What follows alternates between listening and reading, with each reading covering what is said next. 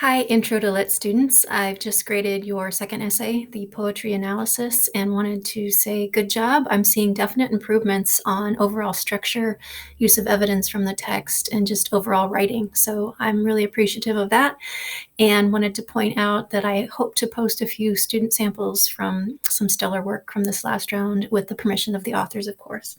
I did want to touch on a few things that I am seeing repeated that I'd like you to be aware of so that as you move into your third essay, the analysis of drama, that you're aware and can use some of these tips to help improve those essays. So still a bit of use of first and second person point of view, remembering that first person is I, me, my, us, our, we. And I'm okay with a little bit of use of it in the intro conclusion, but I want you to remove it from your body paragraphs. It does tend to downgrade the formality of the essay somewhat, and you want to act as an editor, a reviewer, a critical analysis of the piece itself and to get yourself out of it. The other one is second person point of view, so the yous and the yours. We really want to strive for a third person point of view, so he, she, they, them. In these essays. So continue to work on ridding the essay of first and second person point of view. Still having some issues with commas and apostrophes, and I have posted some videos in my English comp class on some refreshers on this, and I will do that for our class as well, just in case it's something I've noted on your essay. So look for those to come. And then titles of your essay. Placeholder text as you're drafting is fine, literary analysis of X poem, but you want your title to do a couple things. You want it to grab our attention, and you want it to reveal the piece you're analyzing and your thesis on it. It doesn't have to have the thesis in full, but it should give us an idea of what you're arguing for or against. So make sure that you have a title that is attention-getting and reveals the topic to us rather than just kind of a boilerplate leftover. And then Mla citations. A lot of you are still struggling with doing your citations properly.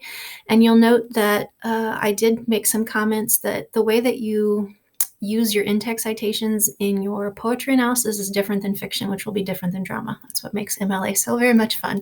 In fiction, when you do an in-text citation, it's always the author's last name and the page number on which you found the quote.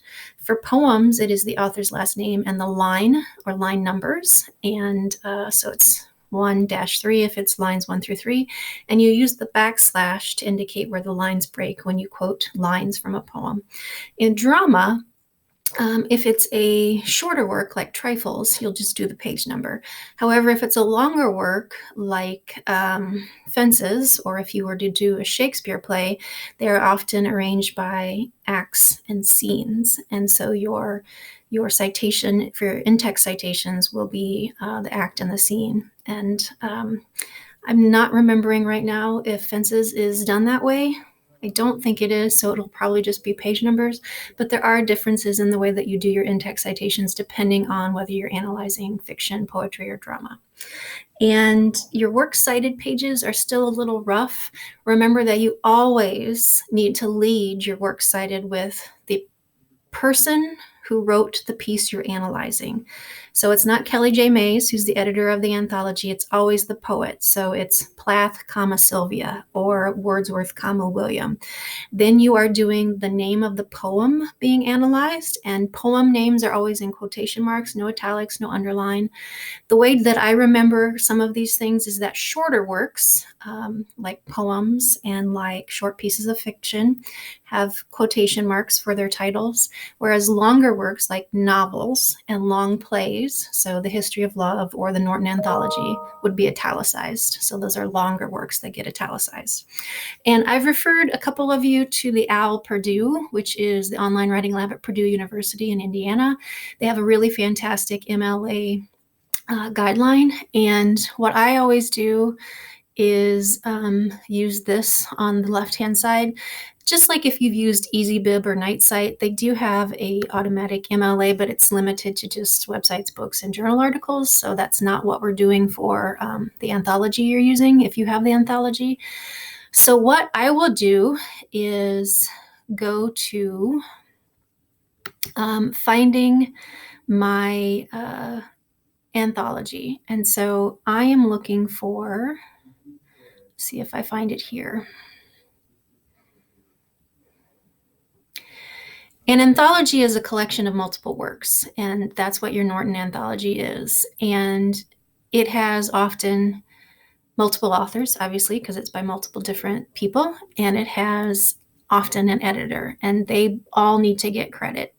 So I am looking at books because I'm dealing with a hardcover, hard copy of a book.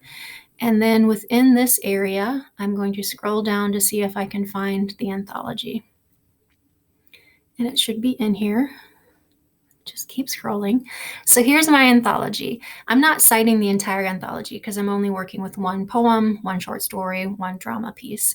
So I want to do a work in an anthology. So as you see here, you always start with the last name, first name of the author of the piece you're analyzing, the title of the poem or the short story, the title of the collection, which would be your Norton Anthology Guide to Literature, the editor's name, Kelly J. Mays, the publisher, which is W.W. Norton and Company, the year, I believe this one's 2019, and the range of pages. So if you are doing a short story, it's usually multiple pages. If you're doing a poem, it might be 1 to 2 pages for the ones that we've read in class.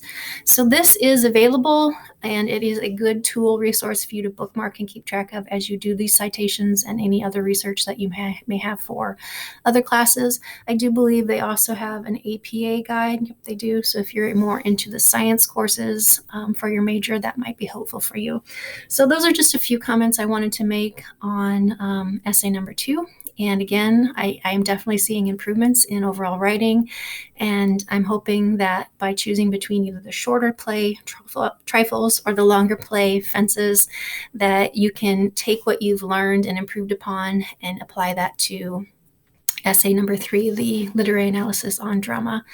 And then you are working your way towards the very final paper, which is you picking any piece that we've read together as a class, analyzing it using one of the theories that I've covered in some of the videos I did a week or 2 ago on critical theory. So you get to decide the theory you use in the piece that you analyze, but it needs to be a piece that we've read together as a class. So that's a short and quick update, and I will post some reminders on Blackboard announcements for us too. Thanks, everybody.